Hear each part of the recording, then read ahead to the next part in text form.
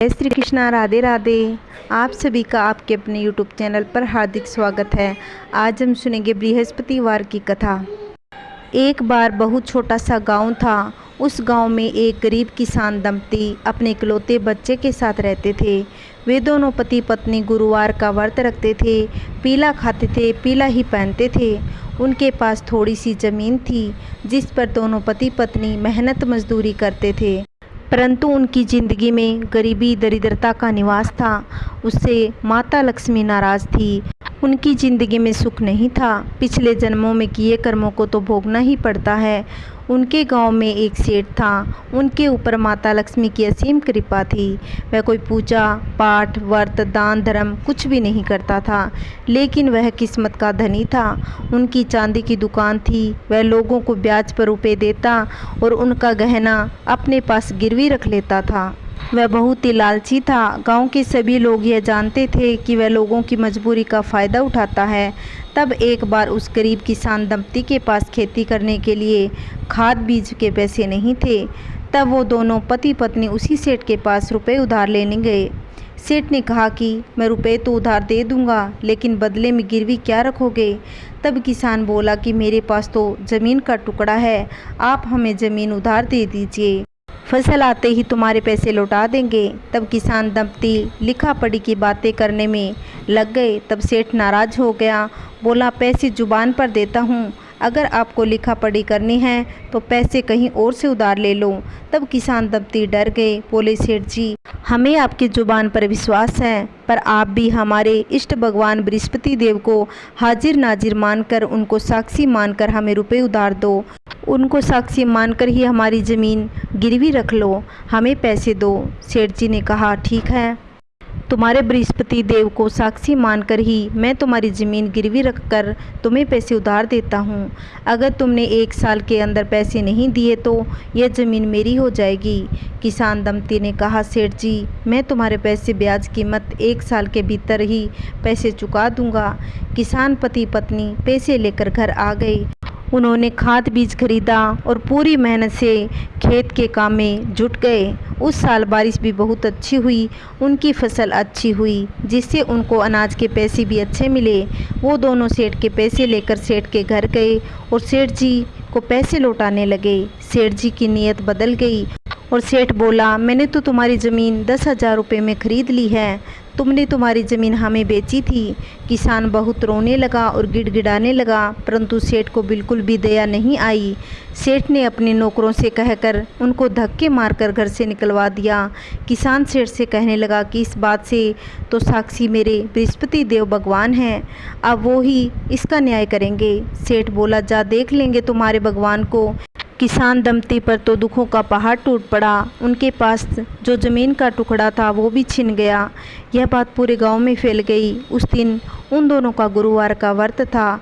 उस दिन उन्होंने कुछ भी नहीं खाया, उन्होंने अन्न जल त्याग दिया। ऐसे ही उनके 7-8 दिन निकल गए। तब अचानक सेठ जी के बेटे का लाइलाज बीमारी हो गई और सबसे बड़े डॉक्टर हकीम को दिखाया, लेकिन सबने हाथ खड़े कर दिए। अब सेठ की हालत दयनीय हो गई। तब बैकुंठ में बैठे भगवान के पास नारद जी आए और बोले कि हे भगवान, किसान की हालत बहुत खराब है, आप ही कुछ कीजिए। तब बृहस्पति महाराज ने माता लक्ष्मी से प्रार्थना करी कि आप सेठ के घर से निकलकर किसान के घर में प्रवेश करिए। माता लक्ष्मी ने सेठ के सौपन में दर्शन देकर कहा कि हे दुष्ट, तुम्हारे पापों की राजा तुम्हारे बच्चे भोग रहे हैं, तेरे अत्याचार बढ़ गए हैं, तुम्हें दिन दुखियों का दिल दुखाया है, तुम्हारे बच्चे को उनकी आह लगी है। अगर तू चाहता है कि तेरा बेटा ठीक हो जाए तो तू किसान की ज़मीन लौटा दे।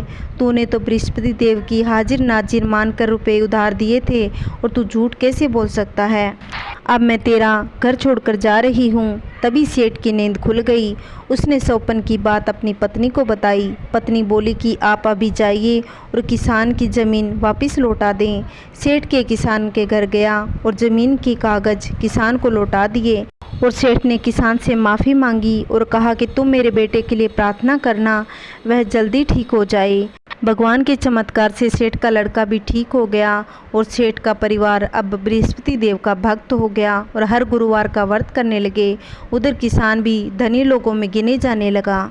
जैसे भगवान ने किसान को दिया वैसा सबको देना, कहानी कहने वाले को और कहानी सुनाने वाले को और सब परिवार को देना। आइए बृहस्पति भगवान की दूसरी कहानी सुनते हैं। एक गांव में 2 भाई बहन रहते थे। बहन बृहस्पतिवार का व्रत करती थी। बृहस्पति महाराज आते 4 लड्डू और 1 चांदी का कटोरा देकर चले जाते थे। बहन लड्डू खा लेती, कटोरा कोठरी में रख देती।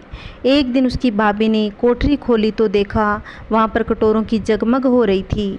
यह देखकर वह आश्चर्यचकित रह गई। उसने अपनी पड़ोसन से बुलाकर कहा कि मेरी ननद इतने चांदी के कटोरे कहाँ से लाई। पड़ोसन बोली कि तू तेरे पति को बता। उसने कहा यह बात मेरे पति को तू बताना, क्योंकि मेरी बात नहीं सुनेंगे। पड़ोसन बोली दाल का चमचा भात में और भात का चमचा दाल में कर देना। तो उससे पड़ोसन की बात मान ली, वैसा ही किया। उसकी इस हरकत पर उसका पति बोला पागल हो गई क्या, ये क्या कर रही हो। तब भाभी बोली पागल मैं नहीं, तुम्हारी बहन हो गई है। पता नहीं कहाँ से मुँह काला करा के आती है, कहाँ से इतने चांदी के कटोरे लाई है। पूरी कोठरी चांदी के कटोरों से भरी पड़ी है, तुम इसे घर से निकाल दो। अगले दिन भाई अपनी बहन से बोला बहन आज हम मामा के घर चलेंगे। वह जानती थी मामा के घर कौन जाएगा। उसने कहा भैया जहाँ केले का पेड़ हो और एक मंदिर हो मुझे वहाँ उतार देना। तब भाई बोला ठीक है। फिर वह दोनों जंगल की ओर चल पड़े। रास्ते में जहाँ केले का पेड़ था और मंदिर था वहाँ पर अपनी बहन को उतार दिया। वह बृहस्पतिवार का दिन था। उसने केले के पेड़ की पूजा करी और कहानी कही और बृहस्पति महाराज आए और 4 लड्डू 1 चांदी का कटोरा देकर जाने लगे। उसका भाई पेड़ के पीछे छिपकर यह सब देख रहा था। उसने बृहस्पति महाराज से पैर पकड़ लिए। तब बृहस्पति महाराज बोले पापी मेरे पैर छोड़, तू कुंवारी कन्या पर कलंक लगाता है। यह तो सच से व्रत करती है। यह चांदी का कटोरा मैं ही देकर जाता हूँ, तुम भूलकर भी इसका पीछा मत करना। फिर वह अपनी बहन को लेकर घर आ गया। उसकी भाभी दरवाजे पर खड़ी थी। वह बोली तुम इसे वापस क्यों लेकर आ गए। पत्नी की बात सुनकर भाई बोला कि आज के बाद तुम मेरी बहन से कुछ मत कहना, यह तो बृहस्पतिवार का व्रत करती है। ये कटोरे बृहस्पति महाराज देते हैं। तब भाभी बोली कि मैं भी देखती हूँ। इसके बृहस्पति महाराज उससे पूरे गांव के ढिंडोरा पिटवा दिया। सब लोग यहाँ पर आना और अपने बच्चों को भी लाना। और मेरी ननद बृहस्पतिवार का व्रत करती है, सभी को 4-4 लड्डू 1-1 चांदी का कटोरा मिलेगा। भाभी के बुलाने पर बृहस्पतिवार के दिन सभी लोग अपने बच्चों को लेकर आ गए। तब बहन एक टांग पर खड़ी होकर बोली हे बृहस्पति महाराज मेरी लाज रखना। उसने 3 बार बृहस्पति महाराज को याद किया और उसकी प्रार्थना को सुनकर बृहस्पति महाराज वहाँ पर आ गए। उन्होंने सभी को 4-4 लड्डू 1-1 चांदी का कटोरा दिया। हे बृहस्पति महाराज जैसे आपने उस बहन की लाज रखी वैसी सबकी रखना, कहानी कहने वाले की और कहानी सुनाने वाले की और सब परिवार की रखना। बोलिए बृहस्पति महाराज की जय। आइए सुनते हैं बृहस्पति भगवान की आरती। जय बृहस्पति देवा ओम जय बृहस्पति देवा। छिने छिने भोग लगाऊं, छिने छिने भोग लगाऊं, कदली फल मेवा। ओम जय बृहस्पति देवा। तुम पूर्ण परमात्मा, तुम अंतर्यामी प्रभु, तुम अंतर्यामी। जगत पिता जगदीश्वर, जगत पिता जगदीश्वर, तुम सबके स्वामी। ओम जय बृहस्पति देवा।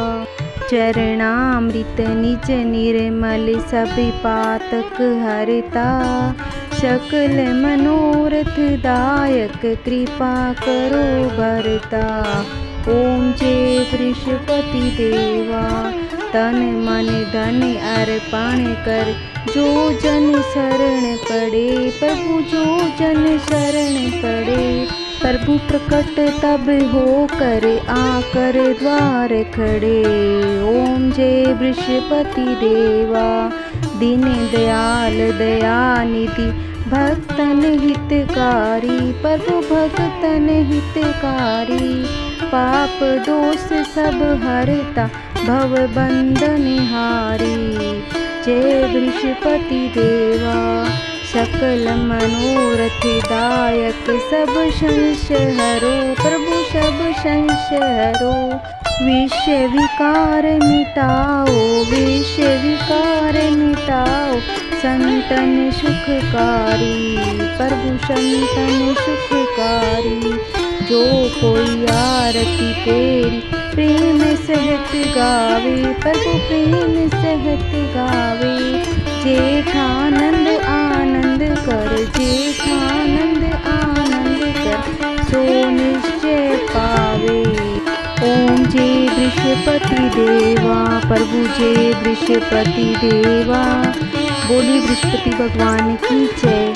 अगर आपको मेरी कहानी अच्छी लगी हो तो लाइक करना, वीडियो को ज़्यादा से ज़्यादा शेयर करना। अगर आप चैनल पे नए हो तो प्लीज़ चैनल को सब्सक्राइब करना, जिससे आने वाली वीडियो की नोटिफिकेशन आप तक पहुंच सके। जय श्री कृष्णा, राधे राधे।